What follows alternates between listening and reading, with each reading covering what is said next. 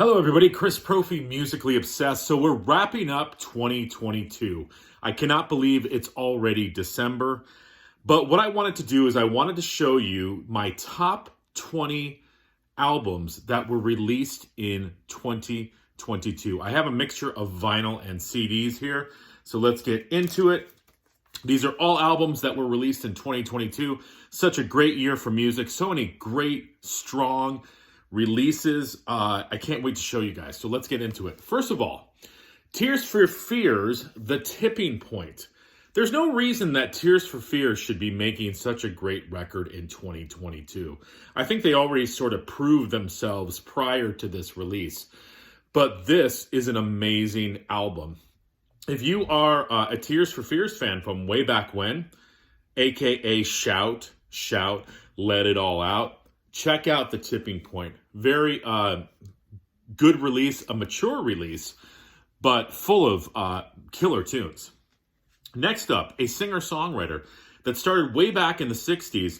Janice Ian just released her latest and what will be her last album, The Light at the End of the Line. One of my favorite singer-songwriters. So happy I had a chance to see her live.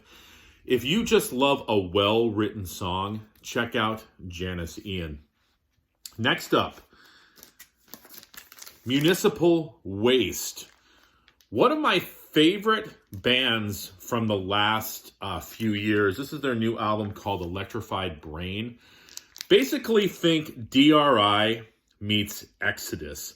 And that should give you an idea of what these guys are. I just love what they're doing. I love the humor in their songs. And the riffs are just killer. Speaking of riffs, Saxon's new record, Carpe Diem, another band that really shouldn't be releasing such great music in 22. Haven't they proved themselves? Just like Tears for Fears. But no, this is an amazing album. I did a review of this compared to Senjutsu. Now, I know Senjutsu didn't come out in 2022, but I like this album so much better. So 2022, Saxon, Carpe Diem. Next, Off. Now, I was supposed to see these guys about a month ago, but the concert was rescheduled until May of 2023, but I'm going to see them. This is Keith Morris from the Circle Jerks and Black Flag. This is his new band, Off. Well, not new. They've had quite a few releases, but this is their new record. What's cool about this, there's some avant-garde jazz stuff in here as well. So Off, Free LSD. Tony Martin, who sang for Black Sabbath, who sounds kind of like Ronnie James Dio. This is his new album called Thorns. And I wasn't sure what to expect from this because a lot of times you get some of these singers from the 70s and 80s, and they're releasing albums now, and it's just sort of iffy. This is not iffy. This is a very, very strong album.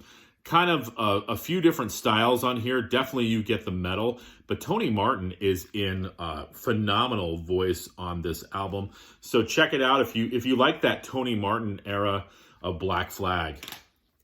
Okay, next. Dawes and Misadventures of Doom Scroller. Different than their other albums. I'm still listening to it. I like it. This has a jam band quality to it. Sort of Grateful Dead-esque. It didn't grab me right away, but the more I listen to it, it's sinking in. But it's definitely a very, very good album. A strong release by this band. One of those cool bands because every album's just a little bit different, which I find exciting as a listener. Here's one. This is a real cool album by a band that's been around for quite a while. This is Blind Guardian, and this is their new album, The God Machine. Now, these guys are a German power metal band. This is their 12th album. And it is a blistering set of, like I said, power metal.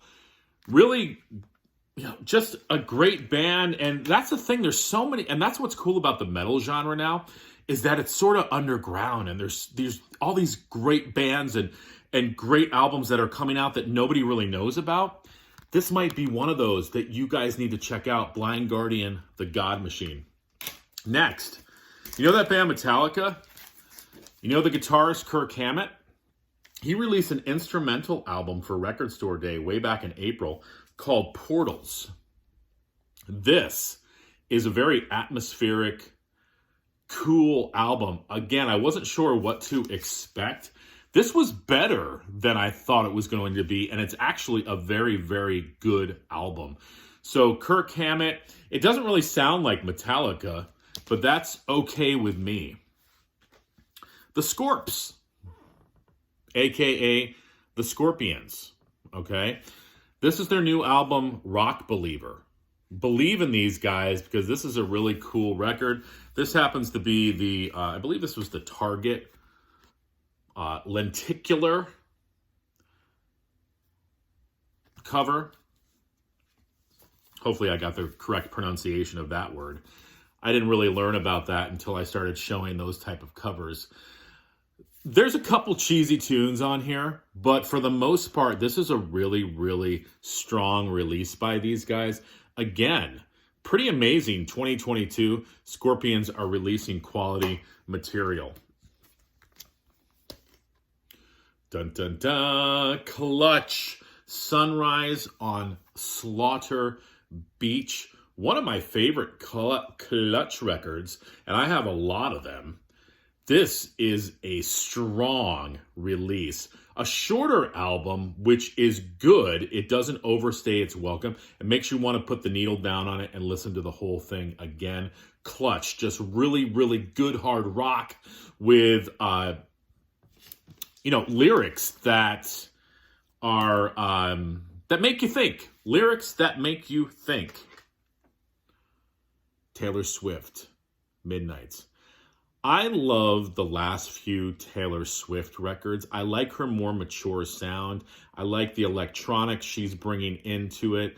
I like the darker quality to her music.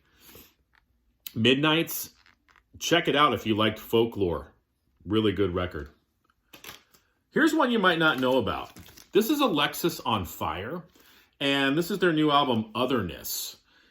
These guys are a punk band, but what's cool about them is they have the singer from City and Color,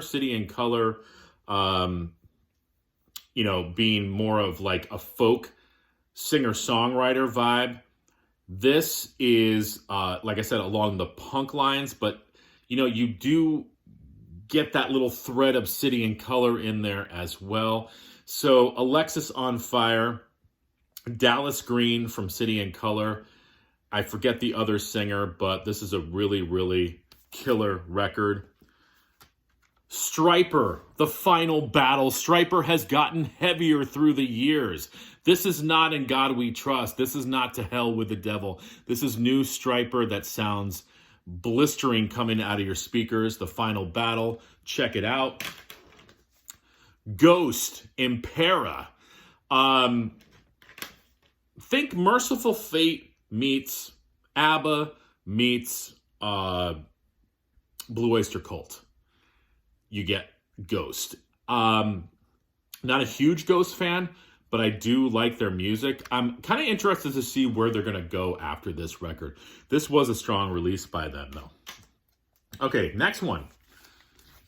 This album by a band called Blood Incantation. They're a death metal band, but this is not a death metal record. This is like a Lost Tangerine Dream record. Believe me, if you like Tangerine Dream, atmospheric, electronic, pulsating music, check out Blood Incantation. This is their new album from 2022 called Time Wave Zero. All right, The Monkees, Mickey Dolenz, Demoiselle. This was originally supposed to be released in the 90s. It got shelved. It was released in 2022 on 7A Records. Mickey Dolenz, part of one of my favorite bands, as I said, The Monkees. This is a great release. Some good stuff on here. Some of this stuff would appear on the album Just Us, or Justice, however you want to say it. But, you know, I like 7A Records. I love that they're just pumping out these Monkees-related albums, and Demoiselle is nothing short of wonderful. Canadian prog thrash, Voivod released Synchro Anarchy, and it's everything you want from Voivod, down to the incredible cover artwork. Megadeth releasing quality music in 2022. Yeah, The Sick, The Dying, The Dead. Another lenticular cover. I don't even know if you can see that. But, you know, I wasn't sure what to think about this record before I listened to it, because I'm like, okay, Megadeth, I kind of know what I'm getting into. But Dave Mustaine and the boys kept it interesting on this record. You know, one of my favorite songs on here is Mission to Mars. And at first I'm like, that's a cheesy song. But it is such a great song. This is one of those albums you have to listen to a few times.